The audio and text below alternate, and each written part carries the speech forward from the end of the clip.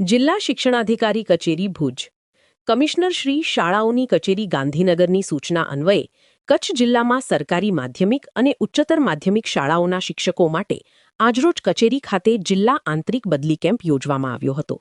જિલ્લા શિક્ષણાધિકારી સંજય પરમારે મનગમતું સ્થળ મેળવનાર તમામ શિક્ષકોને અભિનંદન પાઠવી વિદ્યાર્થીઓને નિષ્ઠાપૂર્વક અભ્યાસ કરાવવા ટકોર કરી હતી। તો બદલી પામેલ શિક્ષકોએ બદલીના આદેશને કચ્છી નવા વર્ષની અમૂલ્ય ભેટ ગણાવી કચેરીનો આભાર માન્યો હતો।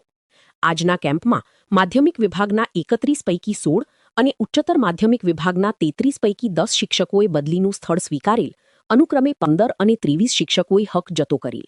શિક્ષણ નિરીક્ષક પૃથ્વીરાજસિંહ ઝાલા, મહીશદાન ગઢવી, મદદની શિક્ષણ નિરીક્ષક પરેશભાઈ અજાણી, હેડ ક્લર્ક કૃણાલભાઈ મકવાણાએ વ્યવસ્થા સંભાળી હતી।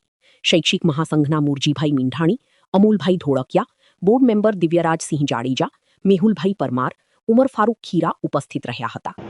આજરોજ કચ્છ જિલ્લાના અંદર માધ્યમિક અને ઉચ્ચતર માધ્યમિક વિભાગના અંદર જે શિક્ષકો ફરજ બજાવી રહ્યા છે સરકારીના અંદર, એ લોકોની બદલી માટેનો કેમ્પ રાખવામાં આવેલો હતો।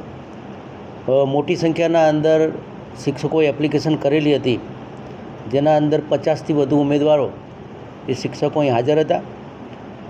ખાસ કરીને અત્યારે હાલ માધ્યમિક વિભાગનો અમારો કેમ્પ ચાલુ છે, એના અંદર સામાજિક વિજ્ઞાન વિષયના અંદર 3 શિક્ષકોએ સ્થળ પસંદગી કરી છે, બદલી માગી છે। અંગ્રેજીના અંદર 7 શિક્ષકોએ બદલી માગેલી હતી ને એના અમે ઓર્ડર્સ વિતરણ કર્યા છે। અને ગણિત વિજ્ઞાનના અંદર 6 શિક્ષકોએ બદલી માગેલ, એના હુકમ વિતરણ અમે કરેલું છે। એટલે પ્રથમ તબક્કાના અંદર આપણે માધ્યમિક વિભાગનો કેમ્પ હમણાં જ પૂર્ણ કર્યો।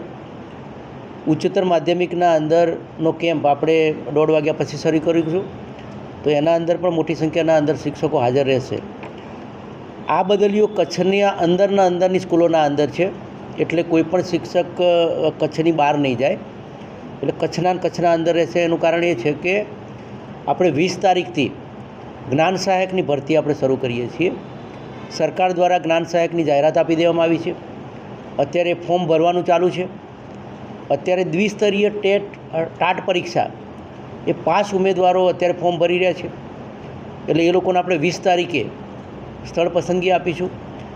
કચ્છ જિલ્લાની વાત કરીએ તો માધ્યમિક અને ઉચ્ચતર માધ્યમિક સરકારી અને ગ્રાન્ટેડ આ બધી શાળાઓ મળી અને આપણે ત્યાં 426 શિક્ષકોની ઘટ છે। એટલે 20 તારીખે આપણે જે જગ્યાઓ ખાલી રહેશે એ આખા કચ્છના અંદર ટાટ પાસ સિવાયના જે બીએડ થયેલા જે વિદ્યાર્થીઓ જે શિક્ષકો હશે, અથવા 48 વર્ષ ઉંમરવાળા કે જેને જૂની ટાટ પાસ કરેલી હોય એવા શિક્ષક મિત્રોને આપણે સેકન્ડ રાઉન્ડમાં ચાન્સ આપીશું। અને એમાં પણ આપણને નહીં મળે તો બીએડવાળા છેલ્લે એ શિક્ષકોને આપણે ચાન્સ આપી અને શિક્ષકોની ઘટ પૂર્ણ થશે। એટલે લગભગ આ 10 દિવસ પછી કચ્છની તમામ શાળાઓના અંદર જે શિક્ષકોની ઘટ હતી એ ઘટ પૂર્ણ થઈ જશે।